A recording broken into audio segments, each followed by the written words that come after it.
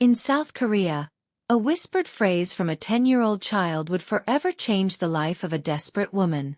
"You need a home, and I need a mommy," said Minji, the little orphan who lived under the cruel fists of an aunt who saw her only as a source of income. But this was not just a story of abandonment. It was the beginning of a journey that would uncover family secrets buried for decades, a carefully planned revenge, and a love that would rise from the ashes of the deepest pain. What Minji did not know was that her new mother carried a dark past directly tied to her own origin. And when the truth came to light, nothing would ever be the same again. Can a wounded heart truly be redeemed by the pure love of an innocent child? Or are some sins too dark, too unforgivable, to ever be washed away? Han So-young walked through the bustling streets of Gangnam under the light October rain. At 32, she was a successful architect, but her personal life was nothing more than an emotional desert. After 3 failed relationships and the recent loss of her parents in an accident, So-young felt completely alone in the world. Her modern, empty home echoed only with the sound of her own footsteps. Across town, in the poor neighborhood of Guidong, Minji woke once again to screams and blows. Her aunt, Young Hae-won, addicted to gambling and alcohol, vented her frustrations on the orphaned girl. "You're a useless burden. If it weren't for the government money I get because of you, I would have thrown you out on the streets already," Hae-won yelled, gripping the girl's thin arm tightly. Minji had learned not to cry. At 10 years old, she already knew that tears only made things worse. As she packed her few belongings into a worn-out backpack, she whispered to her rag doll, "One day we'll find a real family box soon. One day we'll have a home where no one screams." It was a Thursday when fate decided to intertwine these two lives. So-young was leaving a frustrating meeting with clients when she heard shouts coming from a nearby alley. Her conscience wavered, but she tried to ignore it. It wasn't her problem. She had her own demons to fight. But then she heard the thin voice of a child. "Please, Aunt, don't hit me today. I promise I'll get more money tomorrow." So-young stopped.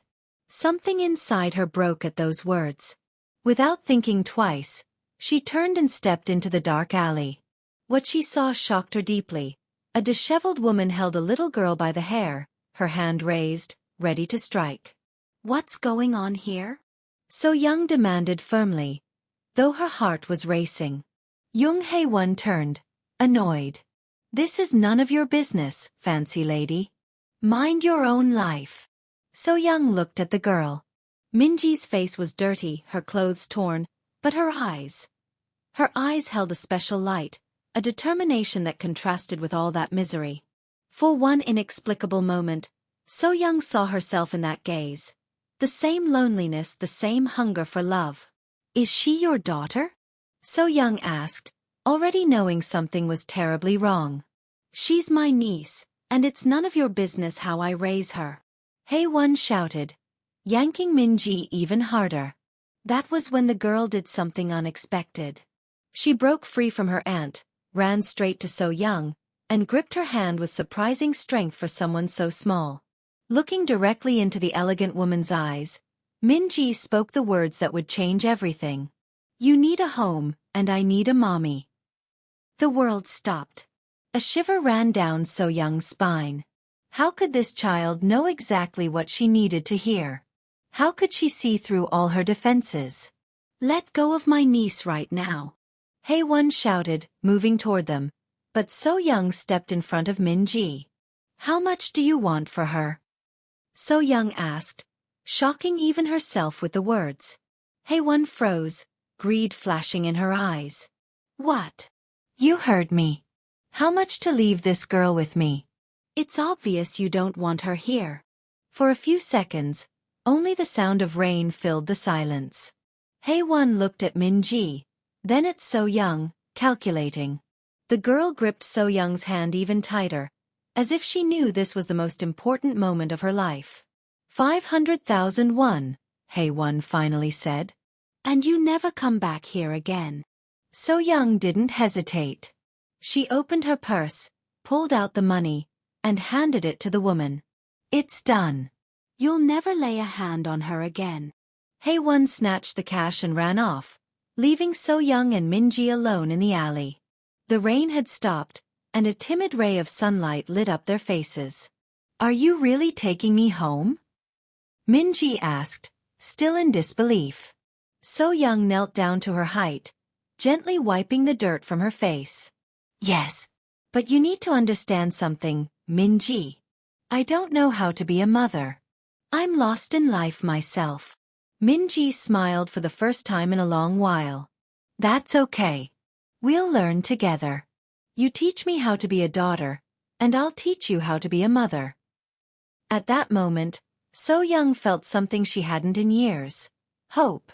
But she had no idea that Min-ji carried a secret that tied their families together in ways impossible to imagine. As they walked towards So-young's car, neither knew that Young Hae-won was watching from afar, a cruel smile on her face. She had just done far more than sell an unwanted niece. She had set into motion a revenge she had been planning for over 10 years.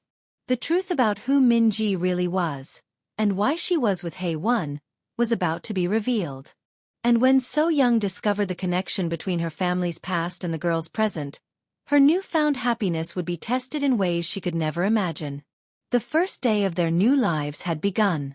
But the ghosts of the past were already moving in the shadows, ready to collect old debts and expose secrets that could destroy everything they had just started to build. 3 weeks had passed since So-young had taken Min-ji home. The mansion in Gangnam, which once echoed with loneliness, now vibrated with childish laughter and conversations at mealtime. Min-ji had adapted surprisingly well, but So-young noticed that the girl still woke up screaming at night, battling nightmares she refused to share. "Iyama," Min-ji called So-young for the first time that Saturday morning, making the woman's heart race. "Can I ask you something?" So-young stopped preparing breakfast and knelt down beside her. "Of course, what do you want to know? Why were you sad that day you found me? You had the same face I made when Aunt Hae-won yelled at me." The question hit So-young like a punch. How could this child see so deeply? I felt very lonely, Min-ji. Sometimes adults get lost too." Min-ji clasped So-young's hand with her tiny ones. "Now we're not alone anymore. We have each other." Meanwhile, on the other side of the city, Young Hae-won paced nervously inside her small apartment. The money she had gotten from So-young was already gone, wasted on gambling and alcohol. But that wasn't what had her unsettled. It was the phone call she had just received. "Hello, is this Young Hae-won?" The male voice on the other end was formal and cold. "Yes, who's speaking?" "My name is Park Jin-woo. I'm an attorney for the Han family. I need to speak with you about Min-ji."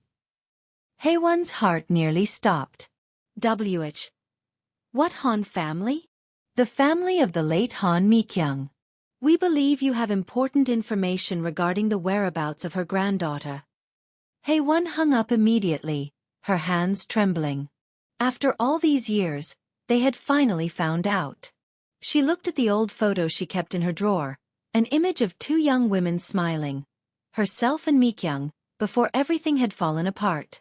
Back at the mansion, So-young had decided it was time to formalize Min-ji's adoption. They were at the lawyer's office when he asked a question that would change everything. "Excuse me, but are you certain about this child's origin?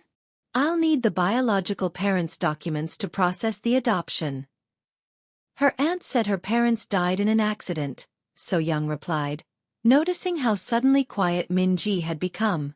The lawyer frowned as he examined the few documents Hae-won had provided. "This is strange. The name listed is Min-ji, but there are some inconsistencies here. And this address recorded as the last residence of the parents." "What about the address?" So-young asked, a chill running through her stomach. "It's the same address as the Han mansion in Cheongdam-dong, one of the most traditional families in Seoul. They lost a daughter many years ago, and that daughter had a child who disappeared after her death." So-young felt the world spin. "What Han family?" "Han Mi-kyung." She died in a car accident 10 years ago. The family has been searching for her granddaughter ever since. Min-ji, who had remained silent throughout the conversation, finally spoke. My mother's name was Mi-kyung. Aunt Hae-won always said she was a bad woman who abandoned us. The silence in the office was deafening. So-young looked at Min-ji with a mixture of shock and realization. Min-ji, do you remember your mother's last name? Han Mi-kyung, the girl replied without hesitation. But Aunt Hae-won said I should never tell anyone. At that moment, So-young understood the magnitude of what had happened. She hadn't just saved an orphan girl. She had found the missing heiress of one of South Korea's most powerful families. Later that night, after putting Min-ji to sleep, So-young called her best friend, Lee Yoon-ah, an investigative journalist. Yoon-ah, I need you to find out everything about the Han family from Cheongdam-dong. Especially about Han Mi-kyung and her missing daughter. So-young, why are you getting involved with the Hans? That family has very dark secrets. What kind of secrets? Yoon-ah sighed. Mi-kyung was the rebellious daughter of the family. She fell in love with a poor man and got pregnant. The family disowned her, but when she died, they tried to find the child to bring her back. But the girl had vanished. And what else? There are rumors that Mi-kyung's death wasn't an accident. Some say the Han family has connections with very dangerous people. And there's something else, So-young. What?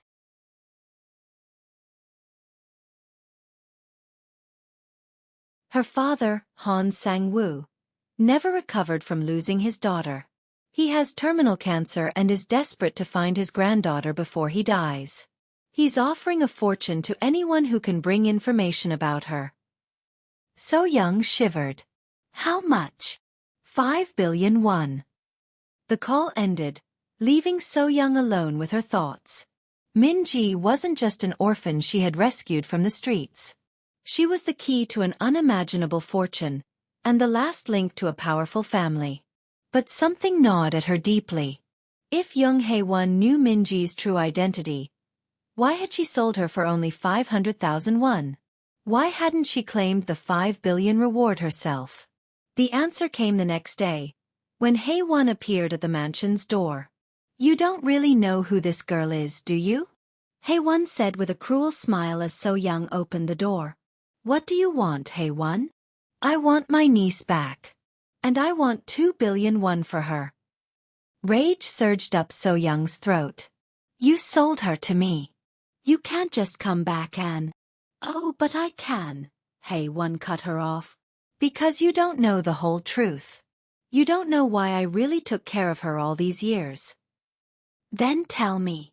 Hae-won leaned closer, lowering her voice. I'm not just Min-ji's aunt. I'm the woman who killed her mother. So-young's world collapsed. What? Mi-kyung was my best friend. We were both in love with the same man. Min-ji's father. When she got pregnant and he chose her over me, I couldn't accept it.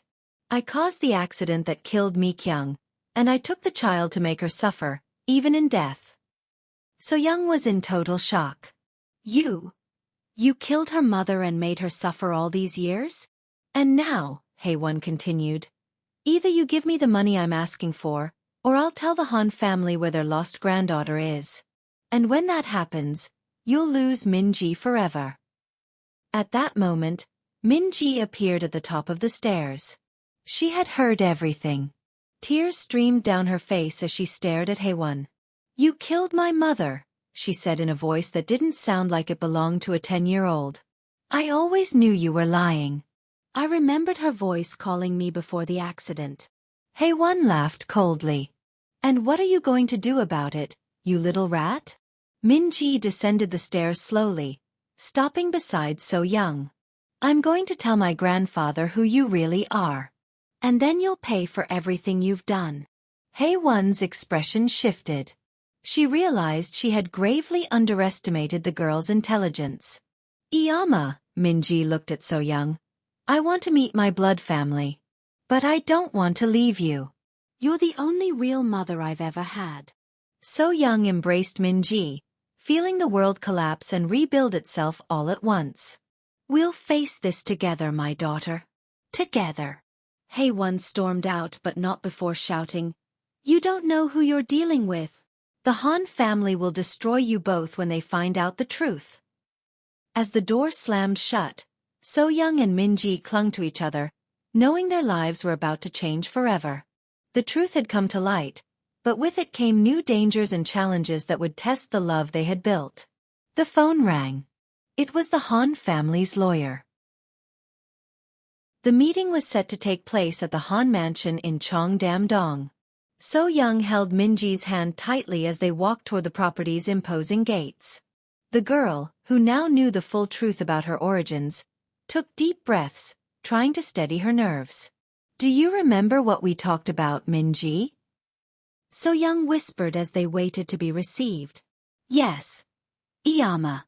No matter what happens, you will always be my mother at heart." The butler led them into a vast hall where an elderly man, visibly weakened by illness, waited in an armchair. Han Sang-woo's eyes were sunken, but the moment he saw Min-ji, they filled instantly with tears. "Mi-kyung," he whispered, seeing his late daughter in his granddaughter's face. "You look exactly like your mother." Min-ji stepped forward slowly. "Harabiaji. I'm Min-ji. Your granddaughter." The old Han extended his trembling hands, and when Min-ji touched them, he broke down in tears. "I searched for you for 10 years. Every night I prayed you were alive and safe." "I was alive," Min-ji said with remarkable maturity, "but I wasn't safe. Until this woman rescued me." Han Sang-woo looked at So-young for the first time. "You're the one who cared for my granddaughter?" "Yes, sir. And I love her as if she were my own daughter." The patriarch studied So-young carefully. "Do you know who I am? Do you know the power and wealth I can give Min-ji?" "I do. But I also know money can't replace love. And Min-ji has had far too little love in her life." At that moment, the door burst open violently. Young Hae-won entered, flanked by 2 large men, clearly private security. "Forgive the intrusion," Hae-won said with feigned politeness, "but I have some important clarifications to make about this family reunion." Han Sang-woo frowned. "And who are you?" "I am Young Hae-won, the one who cared for your precious granddaughter all these years. And I'm here to claim what is rightfully mine." So-young instinctively stepped in front of Min-ji. "You have no rights over her." Hae-won laughed cruelly. "Oh, but I do. You don't know everything yet." She turned directly to Han Sang-woo. "Your daughter Mi-kyung didn't die in an accident. She was murdered. And I know who did it." The hall fell into a deathly silence. Han Sang-woo went pale. "What are you saying?" "I'm saying I have proof of who killed your daughter. And in exchange for that information, I want 5 billion won and custody of Min-ji." Min-ji stepped forward, stunning every adult present. "Harabiaji, she's lying." "Min-ji, don't." So-young tried to stop her, but the girl continued. "She's lying because she's the one who killed my mother." The revelation echoed through the hall like an explosion. Hae-won went white. "You don't know what you're saying, you stupid child." "I know exactly what I'm saying," Min-ji replied with chilling calm. "I remember everything now. I was in the car when it happened. I saw you push my mother's car off the road." Han Sang-woo struggled to his feet, fury contorting his face. You killed my daughter?" Hae-won tried to back away, but the bodyguard she had brought had already switched sides, blocking her escape. "You don't understand. Mi-kyung stole everything from me. She stole the love of my life."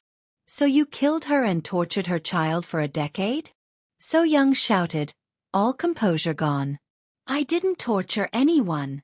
I cared for her. Cared for me." Min-ji stepped closer, her eyes blazing with astonishing strength. "You beat me every day. You made me beg on the streets. You told me I was worthless and that my mother had abandoned me. Because you were a constant reminder of what I had lost." Han Sang-woo pressed a button on his chair, and more guards immediately entered the hall. "Arrest this woman. Call the police at once." As Hae-won was restrained, she screamed desperately, "You don't know everything. The Han family has blood on its hands too. Ask him why Mi-kyung ran away from home. Ask about the dirty business this family is built on." Han Sang-woo closed his eyes, defeated. "It's true. My family did terrible things to preserve our power. Mi-kyung discovered it and tried to expose us. That's why she fled." Min-ji looked at her grandfather with a mix of disappointment and compassion. "Harabiaji, did you hurt my mother?" "Not directly. But my actions drove her away from me. And now she's dead, and I will never be able to ask her forgiveness." In that moment of unbearable tension, Min-ji did something no one expected. She walked to her grandfather and took his hand. "Harabiaji, you can start to change now. You can use all this money and power to do good things. To honor my mother's memory." Han Sang-woo looked at his granddaughter with awe. "How can you forgive me after everything?" "Because my Iyama," Min-ji looked at So-young, "taught me that forgiveness frees the one who forgives. And I want to be free to be happy." So-young knelt beside Min-ji, embracing her. "You are the wisest person I know." Han Sang-woo also knelt, joining the embrace. "Min-ji, do you want to come live with me? I can give you everything you could ever want." Min-ji looked at So-young, then back at her grandfather. "Harabiaji, I want to know you and learn about my mother. But my home is with Iyama So-young. She chose me when I was just a dirty girl on the street. She loved me when I had nothing to give. But you are my heir. You're entitled to all my fortune. Then use that fortune to help other children like me. Build orphanages. Help poor families. Make the Han name remembered for love, not power." 2 months later, the story had spread across South Korea. Jung Hae-won was convicted of murder and unlawful imprisonment. The Han family founded the Mi-kyung Foundation, dedicated to helping orphaned and abused children. Min-ji continued to live with So-young, but visited her grandfather regularly. Inspired by his granddaughter's wisdom, Han Sang-woo began using his wealth to do good, finding redemption as a purpose for his final years. So-young finally succeeded in officially adopting Min-ji. At the ceremony, when asked if she accepted So-young as her legal mother, Min-ji replied with tears in her eyes. "She has been my mother since the very first day she held me. Now it's just official."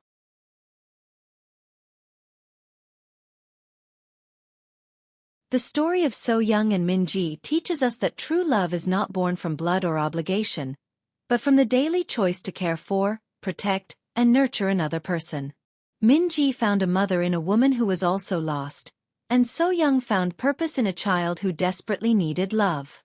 Sometimes the families we choose are stronger than the ones we are born into. Forgiveness has the power to break cycles of pain and revenge, turning tragedies into opportunities for growth and redemption. Life can break us in many ways, but there is always a chance for rebuilding when we find people willing to love us exactly as we are. Min-ji and So-young proved that even in the darkest moments, one simple phrase can change everything. You need a home, and I need a mommy. Love does not demand perfection. It only asks for courage to try, forgiveness to heal, and patience to grow together. If this story touched your heart the way it touched mine as I told it, I have an important question for you. Why haven't you subscribed to the channel yet?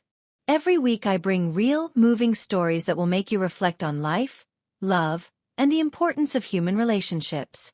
You're missing out on incredible content that could transform the way you see the world. Click the subscribe button now, turn on the notification bell, and join our family of people who believe in the transformative power of stories. Don't put it off. Your journey of emotional growth and reflection starts with a single click. Subscribe now and never miss a story that could change your life. I'll see you in the next video, and remember, everyone needs a home, and everyone needs someone who loves them unconditionally.